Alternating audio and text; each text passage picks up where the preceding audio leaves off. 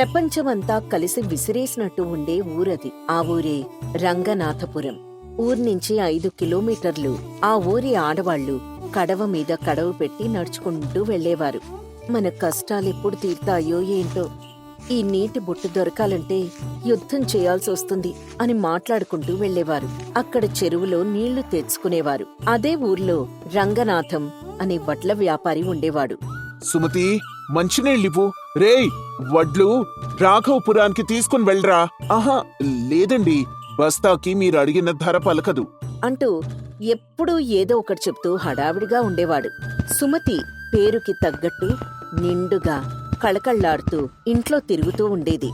కౌసల్య సుప్రజారామ పూర్వ సంధ్యా ప్రవర్తతే అని ఉదయాన్నే సుప్రభాతం దగ్గర్నుంచి రాత్రి పడుకునేదాకా మంగళహారతి పాడుతూ ఉండేది. ఇలా దేవుడి మీద భక్తితో ఆమె మనసు ఎప్పుడూ నిండిపోయుండేది. వాళ్లకి ఒకే ఒక్క కొడుకు, పేరు గంగాధర్. చాలా మంచివాడు. పక్క వాళ్లకి చేతనైన సాయం చేస్తేనే దేవుడు మన గుండెల్లో ఉంటాడని నమ్మే వ్యక్తి. వాళ్ల ఇంట్లో మాత్రమే మంచినీటి బావి ఉండేది. ఒకరోజు సాయంత్రం పూట గంగాధర్, రంగనాథం కూర్చొని మిరపకాయ బజ్జీలు తింటూ ఉన్నారు. నాన్నా, ఈసారి వేరుశనగ మంచి ధర పలుకుతుంది. వేరుశనగ వ్యాపారం చేద్దామా అంటూ మాట్లాడుకుంటూ ఉన్నారు. సుమతి కూడా అక్కడే కూర్చొని దేవుడికి తులసిమాల కడుతూ తండ్రి కొడుకుల మాటలు వింటోంది. వేరుశనగ నుంచి మనమే నూనె తీసమ్మితే మంచి లాభం వస్తుందని ఆలోచిస్తున్నా. దానికి మళ్ళీ గానుగ కొనాలి, ఒక మనిషిని పెట్టుకోవాలి. కొంచెం ఆలోచించండి అని వ్యాపారం విషయాలతో పాటు కుటుంబ విషయాలు కూడా మాట్లాడుకుంటున్నారు. మన సూర్యనారాయణ బావ కొడుకు పెళ్ళంటే సుమతి, వాళ్ళకి 1116 చదివించాలి అని మామూలుగా చెప్పాడు. ఎందుకండి 1116? మనింటి గృహప్రవేశానికి వాళ్ళొచ్చినప్పుడు 501 రూపాయి ఇచ్చారు అనగానే గంగాధర్ చిన్నగా నవ్వాడు. రంగనాథం ఏం మాట్లాడకుండా మౌనంగా చూస్తున్నాడు. అంటే ఇప్పుడు ఎంతివ్వాలి? 500 కంటే 1 రూపాయి ఎక్కువ ఇచ్చినా నేనొప్పుకోను అంటూ గంభీరంగా చెప్పింది సుమతి. రంగనాథం గంగిరెద్దులాగా తలూపాడు. ఇలా జరుగుతూ ఉండగా కూలి పని చేసుకునే కృష్ణవేణి వచ్చింది. అమ్మా అని దీనంగా పిలిచింది. ముగ్గురూ ఒకేసారి తల తిప్పి చూశారు. అమ్మా, ఇంట్లో 1 బొట్టు నీళ్లు లేవు, 2 బిందెలు నీళ్లు తీసుకెళ్తాను అంటూ చాలా వినయంగా అడిగింది. ఏంటి, 2 బిందెలు నీళ్ళా? మేమేం తాగాలి? కుడితి నీళ్లు తాగాలా అంటూ చాలా వెటకారంగా చెప్పాడు రంగనాథం. అలా కాదయ్యా, పిల్లలకి ఒంట్లో బాలేదు, బిందె నీళ్ళివ్వయ్యా. ఒకసారి చెప్తే అర్థం కాదా? మాకు కావాలి, వెళ్ళ అని చాలా కసురుగా సమాధానం చెప్పింది సుమతి. అమ్మా, 1 బిందె నీళ్లే కదా, నువ్వు తీసుకోమ్మా. రేయ్, నీకేం తెలీదు, నువ్వు నోరు మూసుకొనుండు అని కొడుకుని లోపలికి పంపించింది. దేవుడుండేది పూజా మందిరంలో కాదమ్మా, అలాంటి వాళ్ల గుండెల్లో ఉంటాడు. అమ్మా, నువ్వెళ్ళి 1 బిందె నీళ్లు తీసుకో అని చెప్పి లోపలికి వెళ్ళిపోయాడు. కృష్ణవేణి భయంగా వెళ్లి ఆ బిందె నిండా నీళ్లు తీసుకుని వెళ్ళింది. ఆ రోజు ఆ బిందె నీళ్లు తీసుకుని పిల్లాడికిచ్చింది. ఆ పిల్లాడు ఎంతో సంతోషంగా ఆ నీళ్లు తాగి దాహం తీర్చుకున్నాడు. ఇలా జరుగుతుండగా ఆ ఊరి ప్రజలందరూ పంచాయతీ పెద్దలకి, ప్రభుత్వ పెద్దలకు, అధికారులకి వినతి పత్రాలు ఇస్తూ ఉండేవారు. తిరిగి వాళ్ల కాళ్లకున్న చెప్పులు అరిగాయి కాని ఫలితం మాత్రం శూన్యం. ఒకరోజు సుమతి తులసి చెట్టుకి పూజ చేస్తూ ఉండగా 10 ఏళ్ల కిట్టు వచ్చాడు. చాలా దాహంగా ఉండటంతో ఒక్కో అడుగు వేసుకుంటూ మెల్లగా బావి దగ్గరికి వెళ్లాడు. శబ్దం రాకుండా మెల్లగా నీళ్లు తాగుతున్నాడు. దూరం నుంచి ఈ విషయాన్ని సుమతి చూసింది. అమ్మో, వాడు నీళ్లు తాగేస్తున్నాడు, ఎంత పెద్ద అపచారం అనుకుంటూ కోపంగా కుర్రాడి దగ్గరికి వెళ్ళింది. రేయ్ గాడిదా, ఎంత తప్పు చేశావురా, పనికి మాల్నోడా! నీటితో శివయ్యకే అభిషేకం చేయాలరా, ఎంగిల్ చేశావేంట్రా అంటూ లాగిపెట్టి కొట్టింది.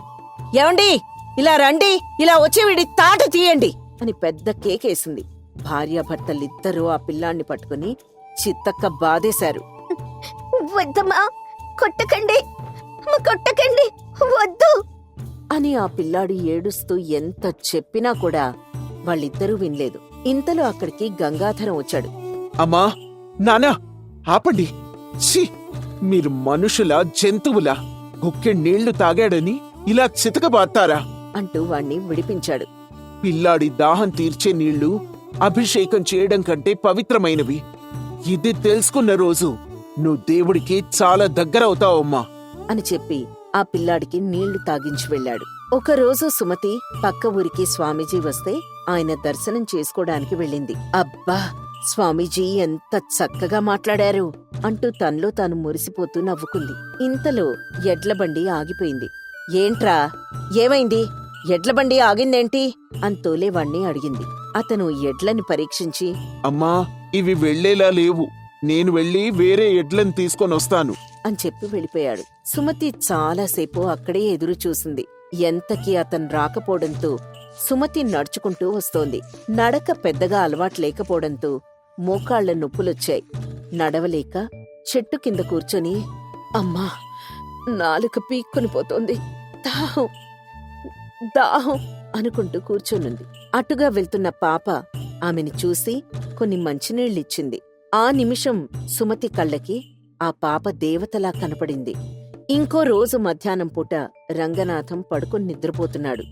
సుమతి, గంగాధరం పక్కింటికి వెళ్లారు. వెళ్తూ వెళ్తూ మర్చిపోయి తాళం వేసుకుని వెళ్లారు. కొద్దిసేపటి తర్వాత రంగనాథం నిద్ర లేచాడు.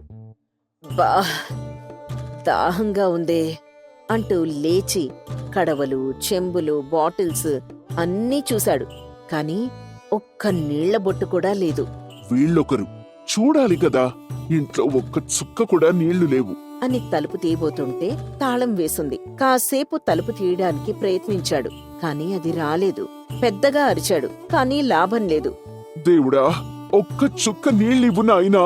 చాలాసేపు ఎదురు చూశాడు, కాని ఎవ్వరూ రాలేదు. చిచ్చి, ఒక్క చుక్క నీళ్లు లేకపోవడమేంటి? దేవుడా, నా ప్రాణం పోయేలా ఉంది అని గొంతు తడి ఆరిపోవడంతో అలాగే ఎదురు చూస్తున్నాడు. ఇలా కాసేపు అయిన తర్వాత సుమతి, గంగాధరం వచ్చి తలుపు తీశారు. వెంటనే రంగనాథం పరిగెత్తుకుంటూ వెళ్లి బావిలో నీళ్లు ఆత్రంగా తాగాడు. సుమతి, గంగాధరం ఏం అర్థం కాకుండా అలాగే చూస్తూ నిల్చున్నారు. రంగనాథం కడుపు నిండా నీళ్లు తాగి మెల్లగా అడుగులు వేసుకుంటూ గంగాధరం దగ్గరకొచ్చాడు. రే గంగా, నువ్వు చెప్పింది నిజమేరా. దాహం తీర్చే నీళ్లు అభిషేకం కంటే పవిత్రమైనవి అంటూ భుజం తట్టి వెళ్ళిపోయాడు. తర్వాత ఒక రోజు సాయంత్రం గంగాధరం, సుమతి మరియు రంగనాథం కూర్చొని ఎప్పట్లాగే వ్యాపారం గురించి మాట్లాడుకుంటున్నారు. నాన్నా, మన చుట్టుపక్కల పొద్దుతిరుగుడు గింజలు ఎవ్వరూ వేయలేదు నాన్నా.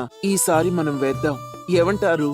నేను అదే ఆలోచిస్తున్నాన్రా, చూడాలి అని వ్యాపారం గురించి మాట్లాడుతూ ఉండగా కూలి పనిచేసుకునే కృష్ణవేణి మళ్ళీ వచ్చింది. అయ్యా, కొన్ని మంచినీళ్లు తీసుకుంటానయ్యా, కాదనకండి అంటూ దీనంగా అభ్యర్థించింది. గంగాధరం చెప్పేలోపు 2 గొంతులు వినపడ్డాయి. అలా అడుగుతావేంటమ్మా? ఉచితంగా వచ్చే నీళ్లే కదా, తీసుకోమ్మా అంది సుమతి. రోజు అంతంత దూరం ఎలా వెళ్తారులే కాని ఇక్కడికే వచ్చి తీసుకోండి అని 2 గొంతులు వినపడ్డాయి. గంగాధరం చాలా సంతోషంగా అమ్మా నాన్నల వైపు చూశాడు. కృష్ణవేణి తన కొడుకుని తీసుకుని బావిలో నీళ్లు చేదుతూ ఉంది. పక్కన నిలబడి ఆమె కొడుకు ఆనందంగా ఆ నీటి వంక చూస్తున్నాడు. అమ్మా, కొంచెం మంచినీళ్లు తాగుతాను అని చెప్పాడు. కృష్ణవేణి ఆ పిల్లాడికి నీళ్ళిచ్చింది. వాటిని ఎంతో సంతోషంగా వాడు తాగుతూ ఉంటే రంగనాథం, సుమతి దంపతులు మురిసిపోతూ చూస్తున్నారు. తర్వాత రోజు నుంచి సుమతి, రంగనాథం ఊరందర్నీ పిలిచి వాళ్ల బావిలో నీళ్లే తీసుకోమని చెప్పారు. ఆ ఊరి మధ్యలో నీటి పంపు వేయడానికి ఊరి వాళ్లందరూ అధికారుల చుట్టూ తిరుగుతున్నారు. మాకు ప్రభుత్వం సహాయం చేయకపోయినా మా రంగనాథం ఉన్నాడు అని గర్వంగా అనుకునేవారు ప్రజలు. తల్లిదండ్రుల్లో వచ్చిన మార్పు చూసి గంగాధరం ఎంతో సంతోషించాడు. రంగనాథం ఇంటి ముందు చాలా మంది నిలబడి ఉన్నారు. కాని సుమతి మాత్రం సంతోషంగా నీళ్లు ఛేదిస్తూనే ఉంది. ప్రభుత్వం వీళ్ల కష్టాన్ని గుర్తించి వీరికి మంచినీటి కష్టాన్ని దూరం చేయాలని మనందరం కోరుకుందాం.